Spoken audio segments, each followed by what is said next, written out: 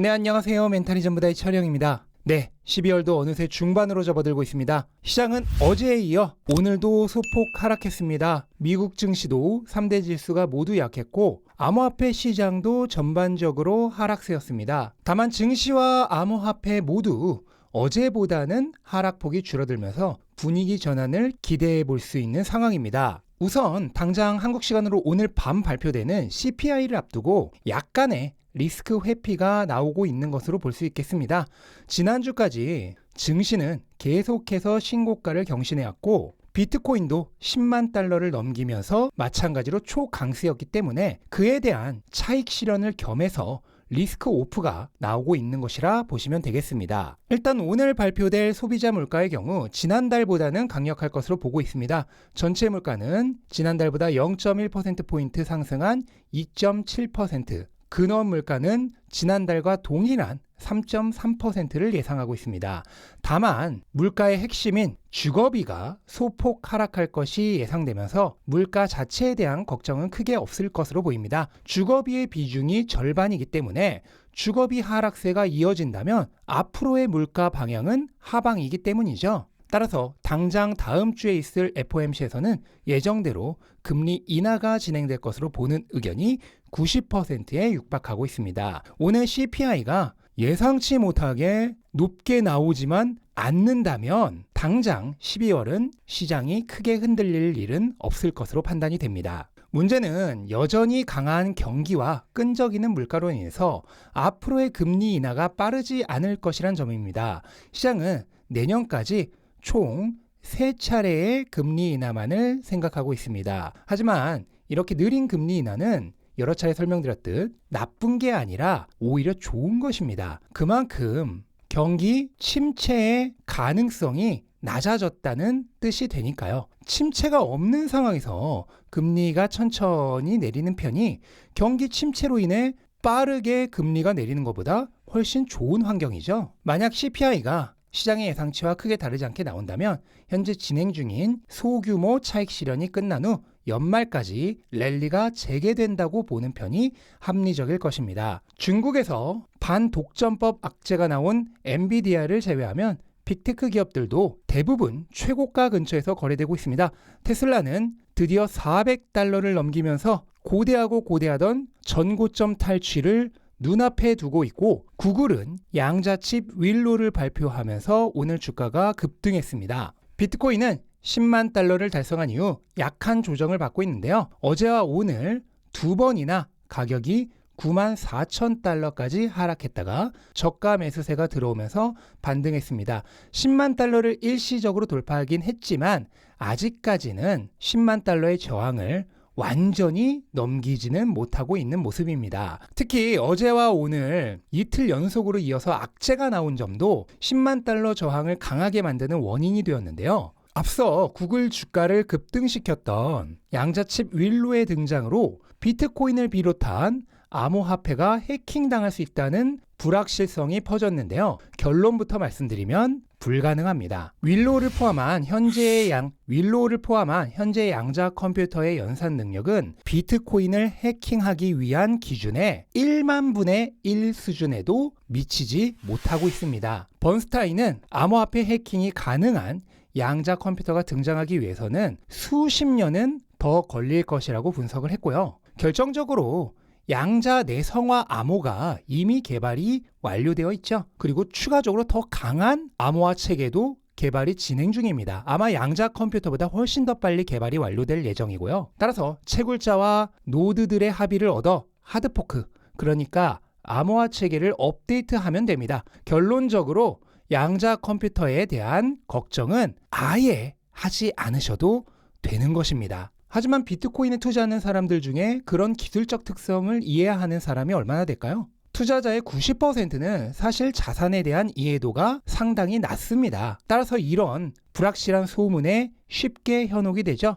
결국 자신이 투자하는 자산에 대해 잘 알지 못하면 믿음을 유지할 수 없고 작은 풍파에도 쉽게 털려 나가버리게 됩니다. 그래서 공부가 꼭 필요한 것이죠. 그리고 오늘은 새로운 노이즈도 있었습니다. 마이크로소프트가 결국 주주총회에서 비트코인 투자를 거부한 것인데요. 사실 이건 이미 예견되었던 일입니다.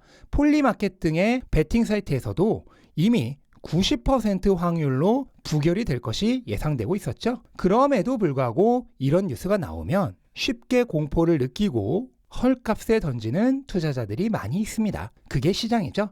현재 비트코인은 이런 약한 손들을 처분하고 있는 과정에 있다고 보시면 되겠습니다. 이들을 탈탈 털어버리고 10만 달러를 완전히 돌파하는 순간에는 우리가 지난 전고점 돌파 시 봤던 강력한 상승을 다시 보게 될 것입니다. 강한 저항대의 돌파는 강한 상승으로 이어집니다. 지금의 가격 흐름은 작년의 가격 흐름과 대단히 유사한데요. 작년에도 3월부터 10월까지 7개월간의 조정이 있었죠. 이번에도 3월부터 10월까지 7개월간의 조정이었습니다.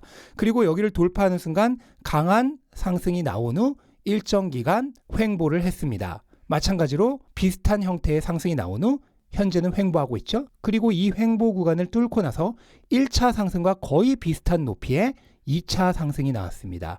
마찬가지로 이 10만 달러의 강한 저항을 돌파하게 되면 지난 전고점 돌파 시 봤던 이 상승만큼의 상승이 추가적으로 나올 확률이 높습니다. 이 경우 가격은 거의 14만 달러에 육박하게 될 것입니다. 확률적으로는 12월까지는 강세를 이어간 뒤에 1월에 첫 조정이 나올 확률이 높습니다. 12월은 전통적으로 비트코인이 강한 달이고 반감기의 해의 12월은 특히나 더욱 강력했습니다. 그리고 대선 이후에는 12월까지 강한 연말 랠리가 나오다가 대통령 취임을 전후해서 1월에 조정이 나오는 게 위험자산 시장의 흐름이었죠. 거기에 지난 2차 사이클과 3차 사이클 모두 1월에 첫 메이저 조정이 나왔습니다. 이런 점들을 모두 종합하여 봤을 때 1월 초까지는 상승하다가 1월 초나 중반에 첫 메이저 조정이 나올 확률이 가장 높다고 얘기할 수 있는 것이죠. 다만 12월에 한번 조정을 받고 내년부터 본격적으로 상승할 가능성도 제로는 아닌데요. 반감기 이후 240일 되는 지점에서 지난 2차 사이클과 3차 사이클에 모두 조정이 나왔었습니다. 그리고 현재가 234일째이기 때문에 반감기 패턴을 따른다고 한다면 12월 20일경 조정이 나올 가능성도 있는 것이죠. 또는 이 두 가지 패턴이 조합돼서 나타날 수도 있는데요. 현재 2024년의 가격 패턴은 유독 지난 2023년의 가격 패턴과 굉장히 유사합니다. 그렇다면 연말과 내년 초의 패턴도 유사하게 흘러갈 가능성이 있겠죠. 그런데 2023년에도 12월이 보시다시피 횡보였습니다. 그리고 1월에 약 2주 정도에 걸쳐 20% 정도의 조정이 있었죠. 만약 이 패턴이 이번에 그대로 적용된다면 12월은 횡보하다 1월에 짧은 20% 정도 조정을 거친 후 1월 말 정도부터 본격적으로 상승하는 패턴도 생각해 볼 수 있겠습니다. 근데 어느 쪽이 되었든 너무 걱정하실 필요 없습니다. 1월의 조정은 짧고 굵게 끝납니다.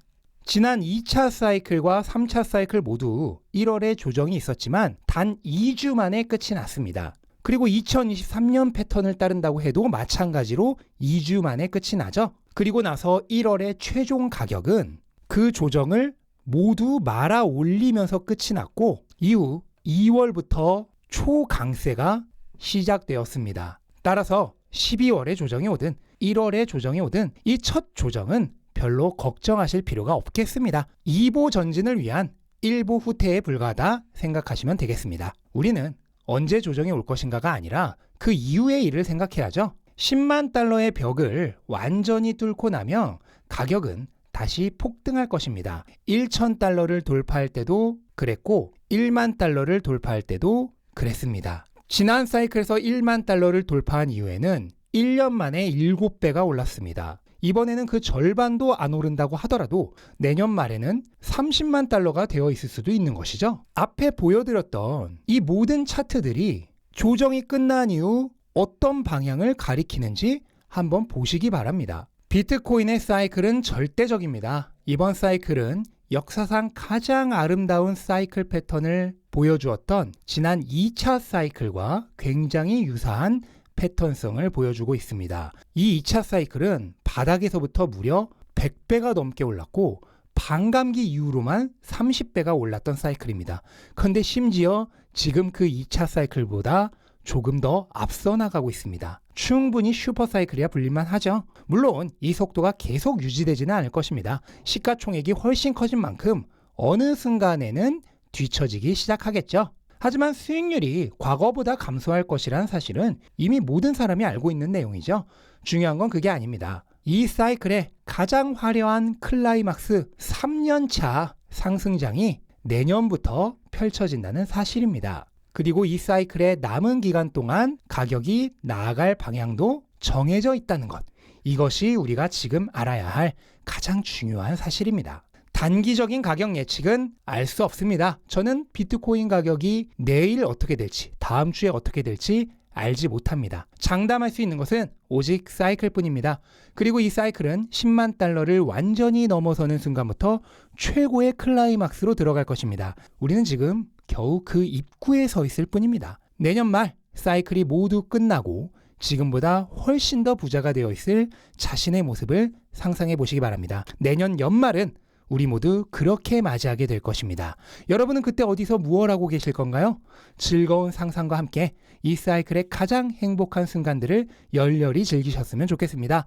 더 높이 오르기 위해 내리는 것이니 조정조차도 그 행복한 여정의 하나임을 가슴에 새겨두셨으면 좋겠습니다.